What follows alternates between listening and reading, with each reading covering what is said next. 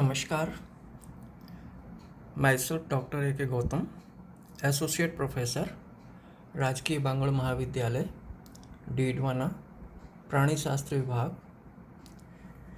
मैं आज की व्याख्यानमाला में बीएससी थर्ड ईयर के जूलॉजी फर्स्ट पेपर के अंतर्गत सम्मिलित कॉर्डेट्स के जनरल सिमेट्री और जनरल क्लासिफिकेशन या आउटलाइन क्लासिफिकेशन ऑफ कॉर्डेट्स के बारे में कुछ बेसिक इन्फॉर्मेशंस और कॉर्डेट्स का आउटलाइन क्लासिफिकेशन डिस्कस करने जा रहा हूँ।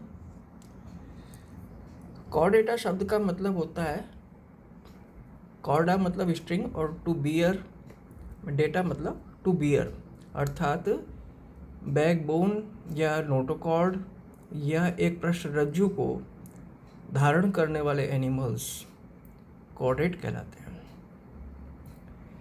कॉर्डेट्स में ख़ास तौर से जो जिनका रिप्रेजेंटेशन है उन एनिमल्स को हम वर्टिब्रेट्स की श्रेणी में रखते हैं। कॉर्डेट्स की आज तक लगभग 49,000 स्पीसीज पहचानी जा चुकी हैं और जिनमें से 46,500 वर्टिब्रेट्स हैं। तो एक बात समझने की है कि all the vertebrates are chordates, but all chordates are not vertebrates। ये बात अच्छे से समझनी है। कॉर्डेटा का उपसंग वर्टिब्रेटा होता है। तो अब हम बात करते हैं क्लासिफिकेशन की। किंगडम या संघ एनिमेलिया। एनिमेलिया के अंदर जंतु जगत जिसको हिंदी में कहते हैं, सब किंगडम होता है दो, नॉन कॉर्डेटा और कॉर्डेटा। नॉन मतलब नहीं, कॉर्डा मतलब पृष्ठरज्जु या बैकबोन को धारण नहीं करने वाले एनिमल्स, और कॉर्डेटा अर्थात वो एनिमल्स जो कि पृष्ठरज्जु को धारण करते हैं। तो अब कॉर्डेट वास्तव में होते क्या हैं, उनके क्या खास मेन कैरेक्टरिस्टिक फीचर हैं, वो पहले आप समझ लीजिए। तो कॉर्डेट्स जो हैं ये इन तीन मुख्य कैरेक्टर्स को धारण करते हैं। फेरिंजियल गिल स्लिट्स, इनके जीवन काल की किसी भी अवस्था में एक तो फेरिंजियल गिल स्लिट्स पाए जाते हैं, क्लोम विदर हिंदी में कहते हैं इनको। नोटोकॉर्ड होती है, पृष्ठरज्जु जिसको कहते हैं, इसको कॉर्डा डोर्सलिस भी बोला जाता है।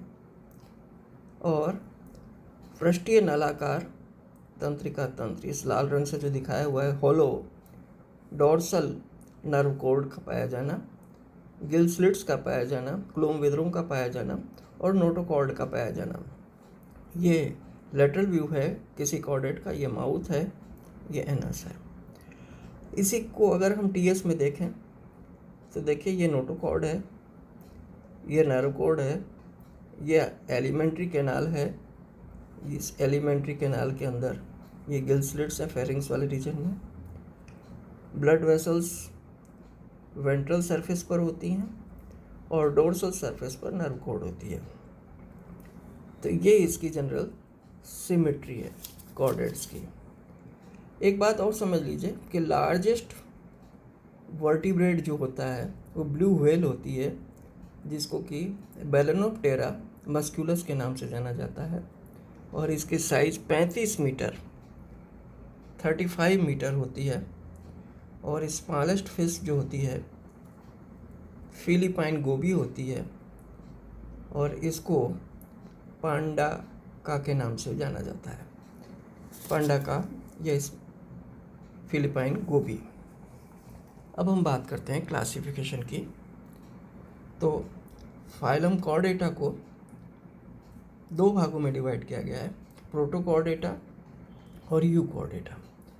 प्रोटोकॉर्डेटा के अंदर यूरोकॉर्डेटा और सिफेलोकॉर्डेटा आते हैं। प्रोटो मतलब फर्स्ट, कॉर्डा मतलब प्रिमिटिव कॉर्डेट करेक्टर पाए जाने वाले एनिमल्स। इनको ए क्रेनिया भी कहते हैं। A means no, cranium means cranium, कपाल, इसको कि क्रेनियम कहते हैं। ब्रेन बॉक्स के अंदर ब्रेन जब बंद होता है तो उसको, उन एनिमल्स को क्रेनिएटा कहते हैं। और जिनमें ब्रेन बॉक्स नहीं पाया जाता उनको एक्रेनिया कहते हैं या एक्रेनिएटा कहते हैं। तो प्रोटोकॉर्डेटा फिर दूसरा होता है उच्च कॉर्डेटा या you Chordata, highly developed Chordata. इनको वर्टिब्रेटा भी कहते हैं और इनको क्रेनिएटा भी कहते हैं। इन 3 नामों से इनको जाना जाता है। वर्टिब्रेटा का अर्थ होता है कि नोटोकॉर्ड ट्रांसफॉर्म इनटू ए वर्टिब्रल कॉलम। पृष्ठ रज्जु जो है ये मेरुदंड के अंदर रूपांतरित हो जाती है, इसलिए इनको वर्टिब्रेटा कहते हैं। अब प्रोटोकॉर्डेटा को आगे 2 भागों में डिवाइड किया गया है, यूरोकॉर्डेटा और सिफेलोकॉर्डेटा। यूरोकॉर्डेटा को ट्यूनिकेटा भी कहते हैं और सिफेलोकॉर्डेटा, सिफेलो मतलब सिर के अंदर कॉर्डेट करेक्टर का पाया जाना। इसमें ब्रेंकियोस्टोमा, एम्फियोप्सिस या सिमेट्रॉन इसके अंतर्गत आते हैं। यूकॉर्डेटा या वर्टिब्रेटा या क्रेनिएटा को आगे 2 भागों में डिवाइड किया गया है, एग्नेथा और ग्नेथोस्टोमेटा। ए मीन्स नो, ग्नेथोस मीन्स जॉज, अर्थात वो जंतु जिनके अंदर जबड़े नहीं पाए जाते उनको एग्नेथा कहते हैं और जिनके अंदर जबड़े पाए जाते हैं उनको ग्नेथोस्टोमेटा कहते हैं। एग्नेथा के अंतर्गत साइक्लोस्टोमेटा और ऑस्ट्रेकोडर्माई सम्मिलित हैं। ये क्लास हैं। साइक्लोस्टोमेटा, साइक्लो मतलब circular, stomata means oral opening. इसमें पेट्रोमाइजॉन और हैगफिश इसके अंतर्गत सम्मिलित हैं। और ऑस्ट्रेकोडर्माई, ऑस्ट्रेको मतलब बोनी और डर्मा मीन्स स्किन, अर्थात इनके ऊपर वो मछलियाँ जो कि विलुप्त हो चुकी हैं, इनके ऊपर बोनी स्क्यूट्स या अस्थिल कवच पाया जाता था। आज की तारीख में ये दुनिया में नहीं है, विलुप्त हो चुकी हैं। तो ग्नेथोस्टोमेटा को आगे 2 भागों में डिवाइड किया गया है, डिवीजन एपोडा और Tetrapoda. A means no, poda means limbs. जिनके अंदर लिम्स नहीं पाए जाते, पाद नहीं पाए जाते, उनको एपोडा में सम्मिलित किया गया है। इसके अंदर क्लास स्पीसीज है और क्लास स्पीसीज को 3 सब क्लासेस में डिवाइड किया गया है, कॉन्ड्रिक थाइज, ऑस्टिक थाइज और कोनिक थाइज।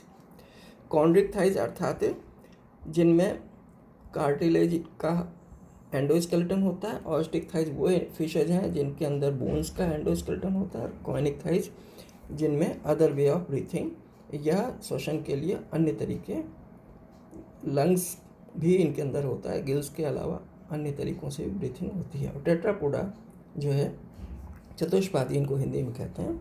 इनको एम्फीबिया, रेप्टिलिया, एव्स और मेमल्स में विभाजित किया गया है। एम्फीबिया मीन्स उभयचर, रेप्टिलिया सरीसृप, एव्स पक्षी और मेमल्स स्तनधारी। तो ये इस तरीके से कॉर्डर्स का आउटलाइन क्लासिफिकेशन है।